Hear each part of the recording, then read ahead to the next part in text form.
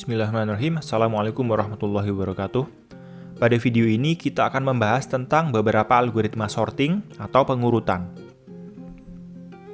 Sorting atau pengurutan berbagai macam tipe data, mulai data numerik hingga data tanggal, sangat penting untuk berbagai aplikasi, seperti pada aplikasi spreadsheet, aplikasi pemutar musik, dan aplikasi file explorer. Pengurutan dapat dilakukan secara naik, kecil ke besar atau ascending, dan turun, besar ke kecil atau descending. Contohnya adalah bilangan-bilangan 5, 2, 4, dan 6 yang dapat diurutkan secara ascending menjadi 2, 4, 5, 6, dan secara descending menjadi 6, 5, 4, 2. Salah satu manfaat sorting adalah data menjadi lebih mudah dicari. Terdapat banyak algoritma sorting. Algoritma-algoritma tersebut menerima input dan memberikan output yang sama, yaitu data yang tidak urut menjadi data yang urut. Tetapi, algoritma-algoritma tersebut memiliki perbedaan pada efisiensinya. Suatu algoritma sorting menjamin data akan terurut setelah algoritma selesai dijalankan. Terdapat beberapa algoritma sorting yang populer dan akan kita pelajari pada video ini, yaitu bubble sort, optimized bubble sort, insertion sort, selection sort, merge sort, dan quick sort. Kita akan melakukan pengurutan data ini menggunakan algoritma bubble sort. Algoritma bubble sort berjalan dengan fase sejumlah banyak data dikurangi 1. Karena panjang data adalah 6, maka proses akan berjalan sebanyak 5 fase. Proses dilakukan terhadap pasangan-pasangan data yang dimulai dari pasangan data paling kiri. Pasangan data yang bernilai 22 dan 10 tersebut tidak terurut, yang ditunjukkan dengan warna teks merah dan biru. Maka, posisi data 22 dan 10 ditukar. Kemudian, pengecekan bergeser ke pasangan data berikutnya. Pasangan data tersebut juga tidak terurut, maka posisinya ditukar. Begitu pula dengan pasangan data yang ini, posisinya juga ditukar.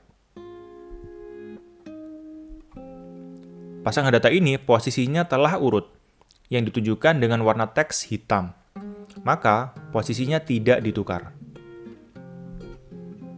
Pada pasangan data ini, posisinya perlu ditukar.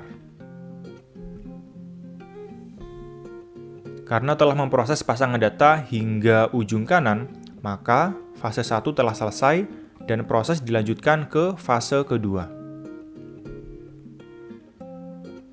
Pada fase kedua, proses yang sama dilakukan lagi dari awal. Tetapi pada fase kedua ini, elemen data yang paling kanan tidak perlu dicek.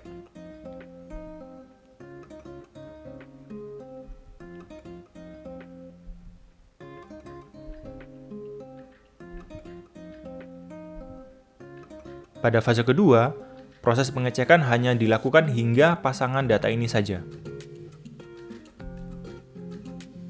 Sehingga fase 2 telah selesai dan proses dilanjutkan ke fase 3.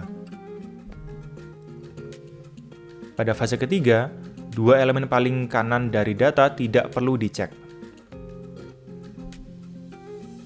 Proses yang sama dilakukan kembali.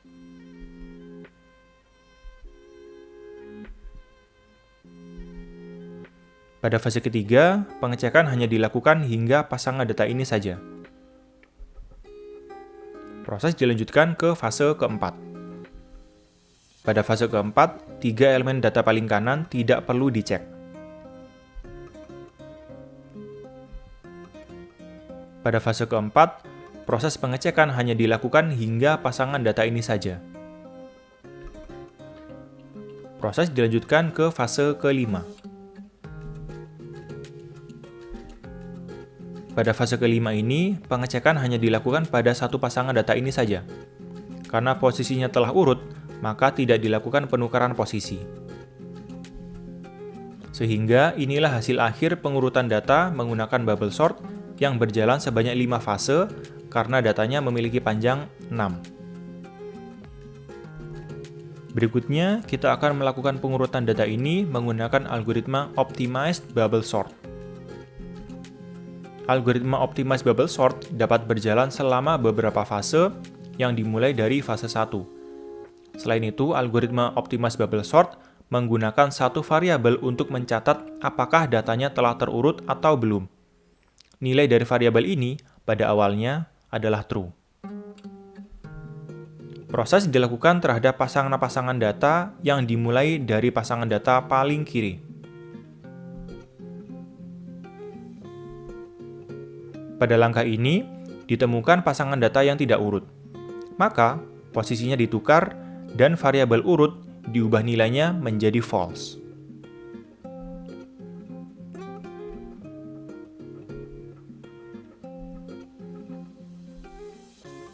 Karena telah memproses pasangan data hingga di ujung kanan, maka fase 1 telah selesai.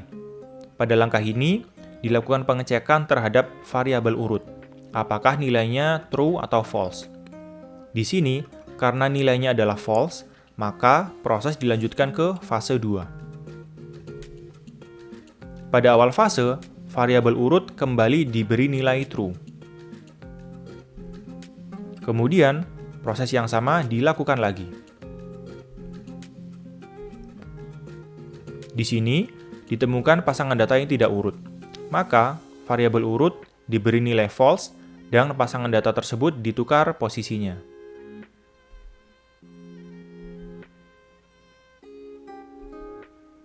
Fase 2 telah selesai dan variabel urut bernilai false. Maka, proses dilanjutkan ke fase 3. Pada awal fase ketiga, nilai variabel urut diset menjadi true lagi.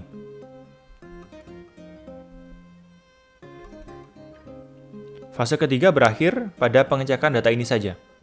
Sampai di sini, nilai dari variabel urut tetap true sehingga proses tidak dilanjutkan ke fase keempat. Sehingga algoritma optimized bubble sort telah selesai hanya sampai fase ketiga saja, tidak sampai fase kelima seperti pada algoritma bubble sort biasa. Disinilah letak perbaikan algoritma optimized bubble sort dibandingkan dengan algoritma bubble sort biasa. Berikutnya, kita akan mengurutkan data ini menggunakan algoritma insertion sort. Pemrosesan dimulai dari data kedua, yaitu 10, yang berada pada posisi fokus yang ditunjukkan dengan garis tebal. Proses pengecekan dilakukan terhadap pasangan-pasangan data pada posisi fokus dan di sebelah kirinya. Pada langkah ini, posisi data 22 dan 10 harus ditukar. Kemudian, posisi fokus bergeser ke kanan. Dilakukan langkah yang sama dengan langkah yang sebelumnya, yaitu menukar posisi data yang tidak urut. Selain itu, dilakukan pengecekan data pada posisi di sebelah kirinya lagi. Pada langkah ini, data 10 dan 15 tidak perlu ditukar karena sudah urut.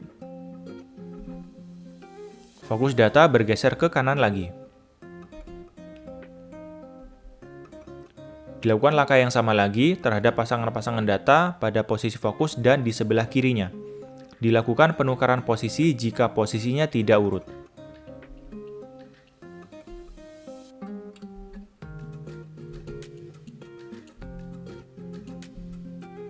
Kemudian fokus bergeser lagi.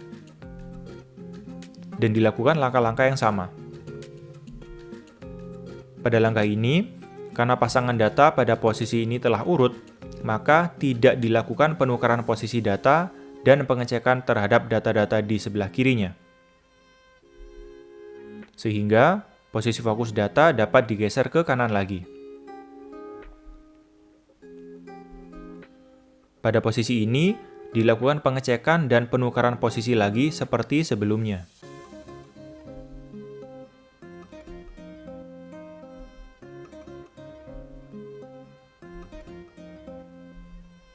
Pada posisi ini, karena pasangan data telah urut, maka tidak dilakukan penukaran dan tidak dilakukan pengecekan data pada pasangan data yang ada di sebelah kirinya. Karena fokus telah berada pada posisi paling kanan, maka proses pengurutan telah selesai. Dan inilah hasil akhir pengurutan menggunakan algoritma insertion sort. Berikutnya, kita akan melakukan pengurutan data menggunakan algoritma selection sort.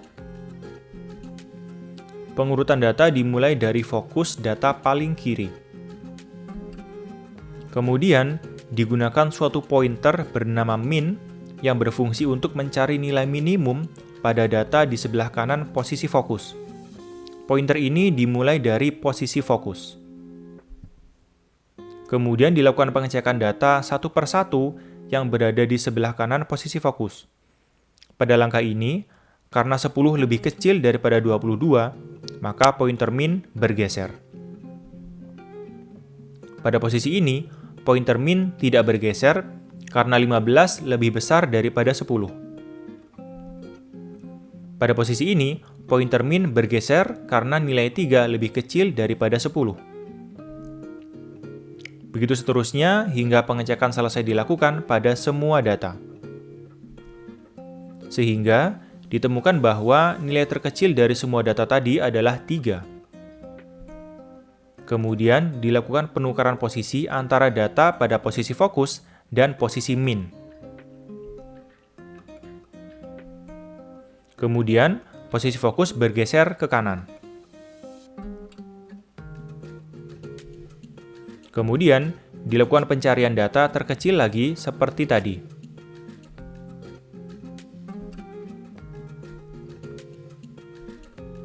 Di sini, tidak ditemukan nilai yang lebih kecil daripada 10, sehingga tidak dilakukan penukaran posisi.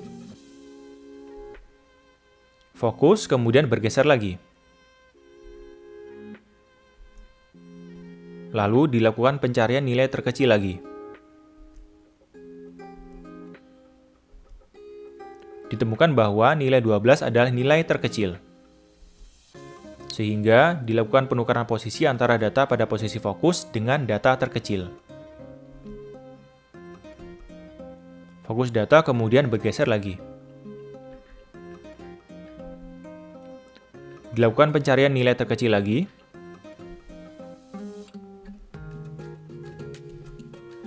Dilakukan penukaran posisi dengan nilai terkecil.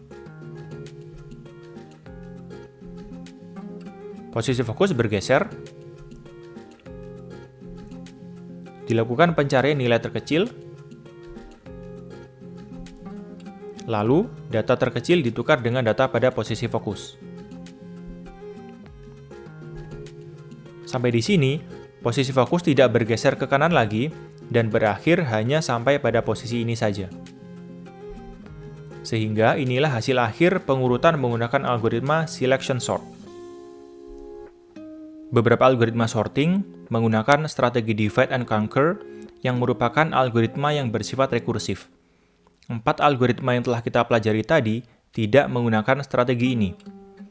Tetapi, 2 algoritma yang berikutnya, yaitu merge sort dan quick sort, menggunakan strategi ini dan dapat mencapai efisiensi yang lebih baik daripada keempat algoritma yang sebelumnya tadi.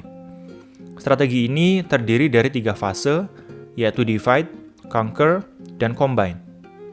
Fase divide memecah input menjadi beberapa partisi. Fase conquer memproses atau mengurutkan setiap partisi, dan fase combine menggabungkan setiap partisi menjadi solusi atau output yang utuh. Ini adalah data yang akan kita urutkan menggunakan algoritma merge sort. Data ini kita bagi menjadi 2 partisi, seperti ini. Setiap partisi kemudian dibagi lagi menjadi masing-masing 2 partisi, seperti ini. Kemudian dibagi lagi menjadi masing-masing 2 partisi lagi, hingga setiap partisi hanya berisi 1 elemen data. Sampai pada langkah ini, fase divide telah selesai. Kemudian, setiap pasangan partisi diproses. Pada 2 partisi ini, nilai 10 adalah yang lebih kecil. Maka, elemen 10 diletakkan di kiri. Kemudian, elemen 22 diletakkan di sebelah kanannya. Maka, kedua partisi tadi telah bergabung menjadi 1 partisi. Artinya, kedua partisi ini telah mencapai fase combine. Kemudian, pada pasangan data berikutnya, elemen 3 lebih kecil daripada 15, sehingga elemen 3 diletakkan di sebelah kiri. dan elemen 15 diletakkan di sebelah kanannya. Maka, kedua partisi tersebut telah bergabung. Langkah yang sama dilakukan terhadap pasangan partisi berikutnya.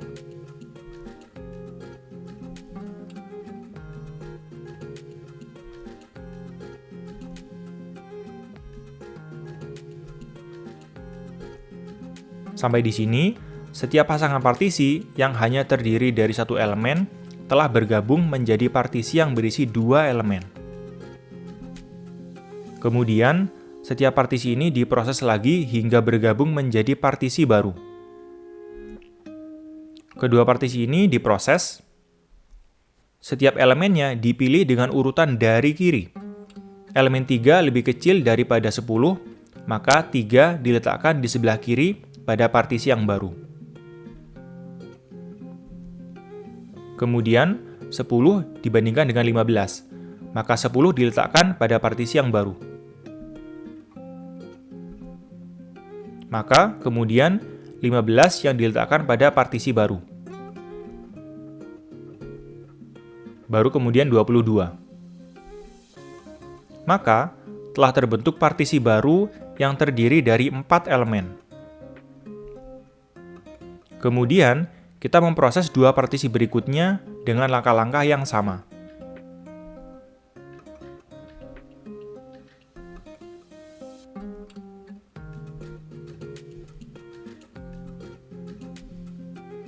Maka, dua partisi besar telah terbentuk.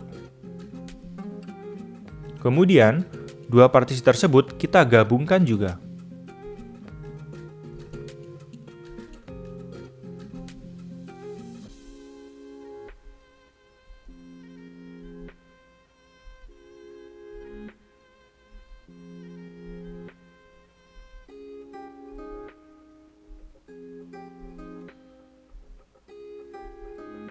Sampai di sini, algoritma merge sort telah selesai dijalankan.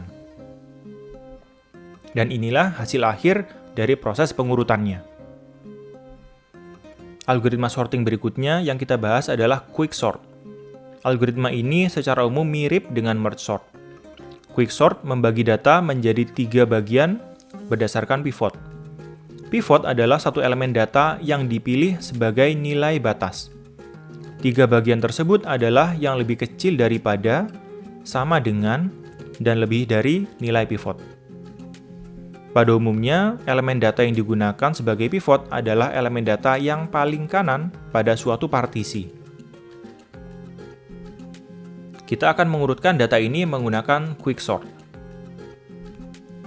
Pada data ini, elemen 18 dipilih sebagai pivot karena posisinya berada di paling kanan. Maka, data ini terbagi menjadi 3 partisi, yaitu yang bernilai sama dengan pivot dengan teks berwarna merah, kurang dari pivot yang berwarna teks hijau, dan lebih dari pivot yang berwarna teks biru. Ketiga bagian tadi menjadi 3 partisi. Perhatikan bahwa data pada setiap partisi belum urut. Hanya posisi setiap partisinya saja yang disesuaikan dengan posisi pivot. Elemen-elemen yang nilainya lebih kecil daripada pivot diletakkan di sebelah kiri pivot. Sedangkan elemen-elemen yang nilainya lebih besar daripada pivot diletakkan di sebelah kanan pivot. Kemudian, partisi pertama diproses dengan langkah-langkah yang sama, yaitu memilih satu elemen sebagai pivot, kemudian membagi menjadi 3 partisi. Maka, inilah 3 partisi yang terbentuk. Langkah tersebut juga dilakukan terhadap partisi kecil yang hanya terdiri dari 2 elemen ini. Maka, posisinya menjadi seperti ini. Setelah itu, karena setiap partisi ini hanya berisi satu elemen, maka partisi-partisi ini dapat digabungkan kembali menjadi seperti ini. Lalu, kita memproses partisi yang hanya terdiri dari satu elemen ini yang tadi menjadi pivot. Maka, karena hanya terdiri dari satu elemen, maka tidak dilakukan langkah apapun dan kita melanjutkan ke partisi berikutnya. Pada partisi ini, 12 dipilih sebagai pivot karena berada pada posisi paling kanan. Kemudian, dibagi menjadi 2 partisi, dan disesuaikan posisinya, lalu digabung menjadi 1 partisi lagi. Maka, 3 partisi ini telah selesai diproses dan dapat digabung menjadi 1 partisi. Partisi berikutnya hanya terdiri dari 1 elemen ini, yang tadi menjadi pivot, dan kita melanjutkan ke partisi berikutnya. Partisi ini kemudian dibagi, dan digabung kembali menjadi 1 partisi. Terakhir, karena semua partisi telah selesai diproses, maka dapat digabungkan menjadi 1 partisi besar. Maka, inilah hasil akhir pengurutan menggunakan algoritma pengurutan quicksort. Sekian untuk video ini. Terima kasih sudah menonton. Semoga pembahasan pada video ini bisa dipahami. Pastikan untuk menonton video-video berikutnya. Tetap semangat untuk belajar dan jangan lupa untuk like, komen, dan subscribe. Wassalamualaikum warahmatullahi wabarakatuh.